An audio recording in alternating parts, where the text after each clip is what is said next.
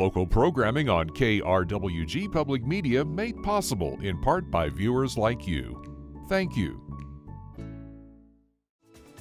This is KRWG Public Media, TV, radio, online, news that matters.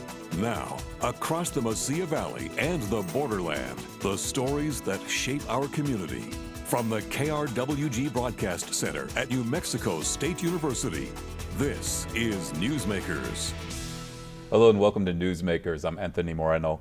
As you may know, February is Black History Month. To learn more about the significance of this month and local events that are planned, we welcome to the program Dr. Bobbie Green, President of the NAACP Doña County, and Mr. Cecil Rose, Director of Black Programs with Office of Equity, Inclusion, and Diversity at New Mexico State University. Thank you both for joining us. Dr. Green, I'll start with you. When you think about the significance of this month, what's the first thing that comes to your mind? You know, this month it seems to be a little more significant than usual because of all the things that are going on around the country.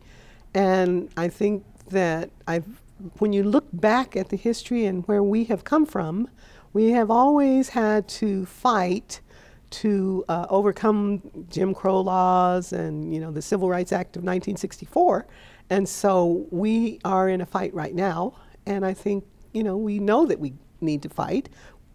It's not new to us, and we've been through it before, and I think we'll be successful again. Is there anything that is really concerning to you right now when you talk about the need to address these issues? I am concerned about the movement to eliminate DEI and affirmative action, which the Supreme Court voted to eliminate. And so it seems like we were already 400 years behind and playing catch up, and now they're wanting to put us back further to where we have to play catch up again, even more. And, you know, it just seems concerning to me that we have to, that should even be an issue right now, actually. Mr. Rose, I'd like to hear from you. You work in the DEI office here at New Mexico State University. How do you feel that office is really making an impact in higher education in our area? Really doing some really impactful work. We're one of 5 offices. I definitely make sure that we say that we are I call it a plethora as well as a mosaic of a lot of different learning opportunities and engagement opportunities for students. Within our offices, of course, Black programs.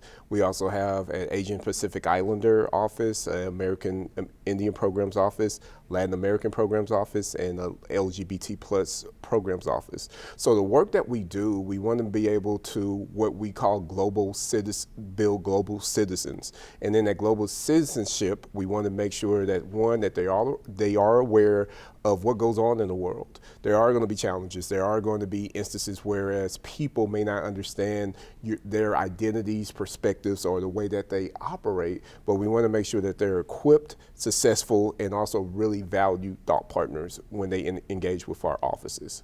How do these resources also help students become aware of what's possible here at New Mexico State University with the programming that is available?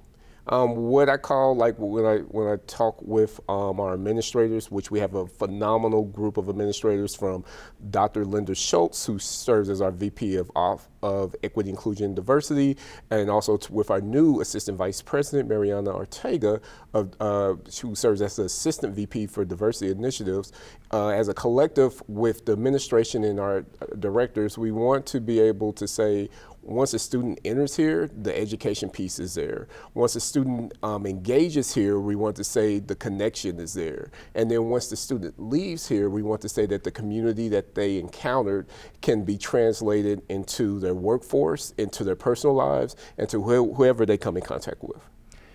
How do you feel the work that you all are doing can really also aid in retention with students at New Mexico State University? I'm a really big proponent of co-curricular experiences, and is partnering with the Doña NAACP as well as other partners. We want to make sure that we have a really I would say really engaged, going back to the global citizenship, is that to say, hey, the global citizenship is not only just to say, hey, I am here as an NMSU student, but I'm here to learn different identities, perspectives. I can be able to engage with various ethnicities, also various SES, socioeconomic status individuals, as a land grant, as a HSI, as a MSI, as a space grant, as a first gen champion. We want to make sure that our students are, again, equipped and prepared to be able to enter this changing but challenging world. I also want to ask you about the significance of Black History Month, and what do you think about and hope that people can take away from the events that are being planned this month? Really, I say two things in alliteration. One, to be connected and be community minded. The second alliteration is, I always tell my colleagues, we need to be present and have presence. And if we're present in those spaces and have presence, the community and connection is already built in, and it becomes organic rather than performative. Okay. Dr. Green, how important is it to preserve Black history in 2025? It is critical, I think, because we don't want to ignore history. It's a reality. The history doesn't change. If we don't talk about it, it's still history. And so I think it's very important for our young people to know where they've come from, their backgrounds, and the social changes that have occurred since for decades, and the progress that we've made. That's important for students to know, so that they don't, when they feel like it's they're climbing uphill and everything is so difficult, they can think back on the Clarabelle Williams and the Clarence Fielders and the Andrew Walls and people that have come before us who paved the way and opened the doors for us. So I think it's very important that the students know that. I use those examples in my classes when I tell students, you need to come to class. Clarabelle Williams didn't get to sit in the classroom. She had to stand outside. So, but she still came to class. So if you need to come to class, if she could do it, you can do it. So I use those kinds of examples, and it makes for, you can drive the point home. I see on the 20th, it looks like there is an event that's focused on preserving stories of Black history in our area. Can you share a little bit about that? And I know it's tied to the archives here locally. Any insight on that event, Mr. Rose? We had a really great partnership with the Zoll Library, with the head archivist, Dr. Erin Wall. She just gained her PhD. Congratulations, Erin. And then also a really phenomenal military veteran, mother, grandmother, I believe great-grandmother, Loretta King. She really spearheaded this particular archives. And it not only showcases the history of Black programs, but it also shows the background of where our students were, and gives a caption of where what they can be. Initially with the archives, it was a part of a Juneteenth, and then sometimes when we do different programs, we say like, hey, it's a finite one. It gathered so much attention and so much support, and again, relevance and I would say impact, extended that to where we are for Black History Month, and hopefully it becomes a permanent aspect of the archives. But then also too, as we talked about, like within the 5 other offices that we have within our Equity, Inclusion, and Diversity office, that serves as a model for those offices as well, and those offices and identities, and then also for our region. Dr. Green, how important is it for these stories to be preserved, and how difficult has it been throughout the generations to keep stories alive? We have been very fortunate that we have been able to talk to the founding family of New Mexico, the first Black family in New Mexico, the Boyer family, and the grandson of Francis Boyer is still here, and he has a wealth of information. We have some footage that we have been able to show to students. It's been wonderful to have that information and to know how much progress we really have made Francis Boyer was the first president of the NAACP here in Las Cruces. So we are quite, connected, because I feel like I'm walking on his shoulders, basically. And it's wonderful to know. My mother went to school in the one-room schoolhouse at Dunbar School in Moreno, actually. And so I got to go to that school and walk through it, and it was very powerful. So our history is important, and it is available, and we have captured a lot of it, so we can share it with our students, and that's what it's all about. The students need to know from whence they have come. Speaking of firsts, there's also an event that is celebrating the firsts. Yes. Can you share a little bit about that, Dr. Green? This will be our second celebrating the first. Last year we celebrated Doris Hamilton, Anita Skipper, and McKinley Boston.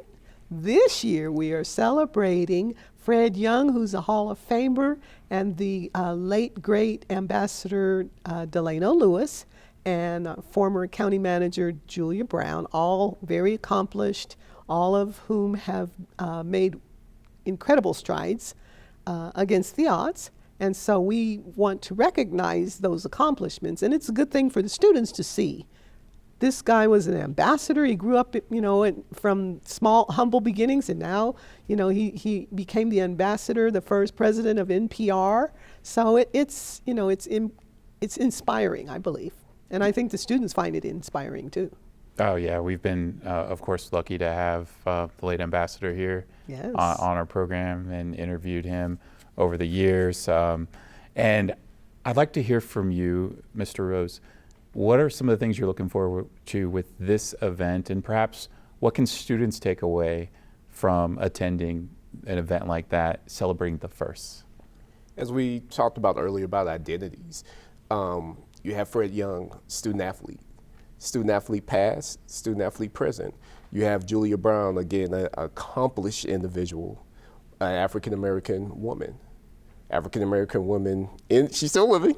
And then also you have our younger African-American women that could be able to witness her bio, or at least what she has accomplished. Then you have Delano Lewis, historic figure in many realms. To have the aspect of having his family to be able to share his legacy, and I always say the cross-sectional and the intersectional aspects of seeing legacy greatness in all of those different lenses should be phenomenal for our student body as well as our community members. And I'd like to hear about social advocacy. There is an event that is going to be discussing this. I believe a lunch celebrating it, bringing student organizations together as well with this event. Mr. Rose, can you share a little bit about this event and how social advocacy may be something students are really paying attention to these days on campus? Yeah, one of the things that as part which we champion with our new president, Valerio Ferme, is that we want to make sure that we have an engaged but conscious campus. And in that social advocacy aspect or lunch hour concept, we want students to be able to know, to say like, hey, these are the different, again, going back to the lenses. You can see this lens of the first Native American judge. I don't know what type of judge, my apologies, Jeanette Mondragon. Really phenomenal individual, to individuals who champion civil rights, to individuals who know about voting, voting constraints, and then also knowing about how to be able to be a civically engaged citizen here in Las Cruces. We have to have these particular events so that we can just continue to build, not only just during Black History Month, but throughout the year. So this is kind of what I would consider like our kickoff for that. But in terms of a kind of a promise, or in terms of the vision that we have for Black programs as part of the Office of Equity, Inclusion, and Diversity, this is just a start. Dr. Green, I'd like to hear from you. This advocacy, it's nothing new with students becoming involved in leading throughout history, whether it's the civil rights movement, whether it's movements that we've seen in recent years in dealing with various issues. How do you see the potential for civic engagement after this month? There is tremendous potential. We've got to be concerned about our environment, and the wildfires that are going on in California is a perfect example of what we need to focus on and make sure that we can try to prevent and avoid some of these natural disasters that are happening: floods, hurricanes, fires. All of those things are a problem, and students are very aware. I like the fact that they are aware. They are motivated, and they get on social media, and they reach out and start GoFundMe pages and all kinds of things. And there's a legislative session going on right now, and some of the students are going to be in Santa Fe with us. So we think it's important, not only from a political standpoint, from a social standpoint, from an economic standpoint, all of those things. Students are at the forefront because they've got the energy, they've got the technical savvy, so they can reach a lot of people real quickly, which is a wonderful thing. And they have strong opinions, and this is directly going to impact them for their futures as well as ours. What are some things that you discuss with perhaps the next generation of leaders in our community who may be president of the Doña County NAACP, who may have aspirations to perhaps serve in office or take a role in higher education, who want to serve their community? What are some things you share with the next generation? Well, I think it's very important that they understand the STEM disciplines: science, technology, education, engineering, math. Those things are here to stay. And if you want to be marketable in today's society, you better have some of that under your belt. It doesn't matter what the discipline is. There's going to be technology involved in every discipline, whether it's military, government, education, retail, healthcare. All of those, you need to be able to know something about the technology, and also know the issues, know what's going on, know who's running for office. Maybe run for office yourselves. Maybe get on a campaign, be like a Donna Brazil who has started out as a campaigner when she was young, and now she's a political strategist. So there's lots of ways to make an impact and to plan for the success of a society that welcomes everybody. There's also an event planned that has an opportunity to connect folks with local officials here in Las Cruces and surrounding area. Can you share a little bit about that? I am very proud. We have had at our NAACP meetings, we've had almost every city councilor come and speak to us, and county commissioners, and the chief of police, the sheriff. So this time we have our city manager, Ikani Tamapeo, and he's coming to talk to the students specifically. And this will be the first time we've had the city manager come and to our meeting and speak with students at a NAACP meeting. So I'm very excited about it, and he's been wonderful about sharing his time. So he's going to come, and it's going to be a wonderful event, and I'm looking forward to just talking to him. He's a wonderful person, and so I think students need to know that there's jobs in the city of Las Cruces. There's opportunities for running for an office. City council that's how Congressman Gabe Vasquez got started. He was a city councilor in Las Cruces, and so you can follow the path of some of these people who have accomplished some great things, and then understand that if they can do it, I can do it too. Mr. Rose, this event sounds like it may be also a wonderful opportunity to build stronger relationships between NMSU and the city of Las Cruces, which both may benefit from one another. Any thoughts on that?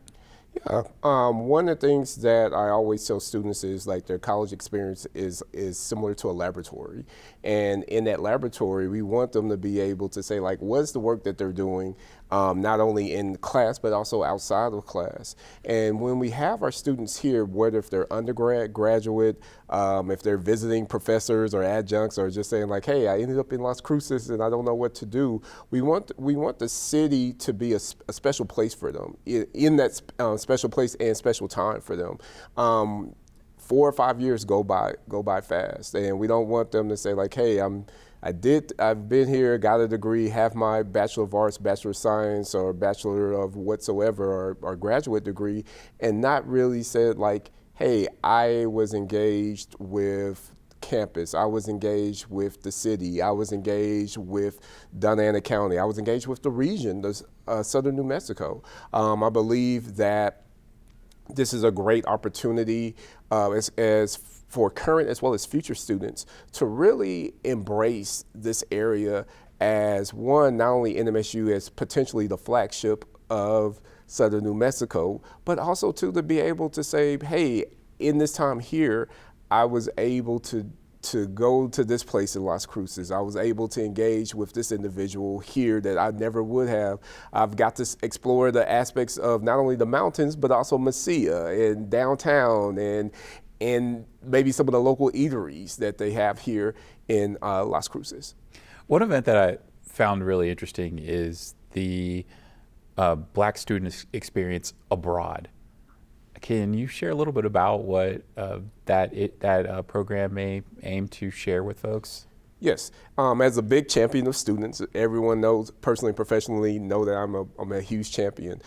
Desiree Price, she serves as our president of the NMSU NAACP college chapter. Also, she's part of the Conroy Honors College, McNair Scholar, and then I forgot what else that she does. She does a lot of things, but a lot of good positive things. And her partner and her young son did a study abroad, went to Spain. Not only just for the enrichment, but also just, a great experience, bringing the spouse, bringing your son with you. In that aspect there, a lot of our students don't get the opportunity to study abroad, or don't know how to say, how do I finance it, or what do I do when I go abroad? So sometimes it's like as the older people say, it's not like who says it, it's not what is said, it's who says it. And this is opportunity for the who says it, from someone that's actually went to Spain, actually is a student of color, to be able to share their experiences and really some really great partnerships to be able to know, how can I go abroad? How can I finance my dreams? Or how can I have this experience of immersion that I normally would not have? Dr. Green, another event that a lot of folks may be looking forward to is the Diversity Variety Show. Yes. Can you share a little bit about what may be in store for this year's show? Well, the host of the show will be our own DJ Black, who is a comedian and is hilarious. And then there's a variety of acts, musical acts. One of my former students that started out in the gospel choir is performing along with his partner. And so we are, just a variety of spoken word and music and comedy, which last year it was excellent. We had a wonderful time. We look forward to another wonderful time this year. And the variety of talent, whether you're a poet, whether you are a singer, whether you are a comedian or just a DJ, there's a lot of talent. And it's just an exciting time to share that talent and be, make it available to the public and share it. I know a lot of folks may be looking forward to that. I do want to talk with you, Mr. Rose. I only have a couple minutes left, but this month also seems like a good opportunity for the Black Student Association to really become familiar with a lot of folks on campus, so folks can become aware of the work that they're doing as well. Can you share a little bit of insight into that? Yes, we have a really great Black Student Association led by Lauren Smith, who's graduating, and that's one of our goals: engage graduation, and she's doing a great job with that. As the Black Student Association, as well as our other student associations, as the NMSU NAACP College Chapter, Ghana Student Association, Nigerian Student Association, our emerging group that we have with Black and Brown Queer Alliance. We want all of those organizations and associations to be able, again, going back to engage and impact. And I think, again, students are the best model of it. Sometimes I tell students, hey, this is opportunity to pilot. And it's like, oh man, this didn't work. Or hey, like, I didn't think it was going to be like this. But it's the attempts. It's the aspects of saying, like, I've done it. And with our Black Student Association, as well as our other affiliated organizations, this is a great training ground for them to really develop who they are, to be able to embrace leadership, and to be able to learn. Like I tell everybody, like, sometimes you can learn, the best lessons are learned through challenges.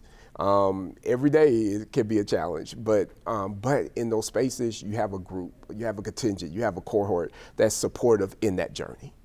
Dr. Green, I only have a minute left, but what are some hopes for you that folks can take away from these events that are happening this month? I hope there's a lot of interaction with the community, with the students, faculty, staff, and just, all the stakeholders, that we can work together and interact together and get to know each other and understand what the issues are, understand what we can do to overcome some of those issues and challenges, and also have some entertainment at the same time. Well, it sounds like a lot of fun. Dr. Bobbie Green, Mr. Cecil Rose, I want to thank you both for joining us. Thank you, sir. Thank you. And we want to thank you for joining us this week on Newsmakers. Stay updated on news anytime at krwg.org. And remember, we always want to hear from you. You can send us an email and potential story ideas to feedback@nmsu.edu. I'm Anthony Moreno. We'll see you next time.